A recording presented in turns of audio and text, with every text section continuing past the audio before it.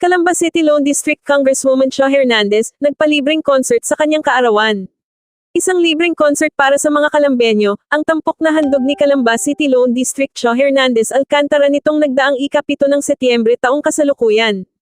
Ito'y kabahagi sa kanyang pagdiriwang ng kaarawan, kung saan, bago pa man maganap ang nasabing libreng concert, ay may ilan pang mga isinagawang mga espesyal na programa o serbisyo para sa kapakanan ng mga Kalambenyo nitong nagdaang linggo. Tinangkilik ang nasabing libreng concert ng hindi bababa sa 3,000 katao, na ginanap sa The Plaza ng lungsod ng Calamba. Dumalo din upang makiisa sa nasabing aktibidad sina, 2nd District ng Laguna Congresswoman, na si Gobernador Ruth Mariano Hernandez, Calamba City Mayor Rus Rizal, Vice Mayor Attorney Toti Lazaro, ilang mga miyembro ng Sangguniang Panlungsod, at mga kapitan mula sa 54 barangay ng lungsod. Nagbigay naman ng isang intermission dance number sina Congresswoman Cha, Mayor Ross, Vice Mayor Lazaro, kasama ang mga kapitan, kung saan kinagiliwan ito ng mga dumalo sa nasabing libreng concert. Ito si Myre Makena, ang AI reporter ng Serbisyo Balita, nag-uulat mula dito sa silid balitaan ng DZSB, ang himpilan ng katotohanan at paglilingkod.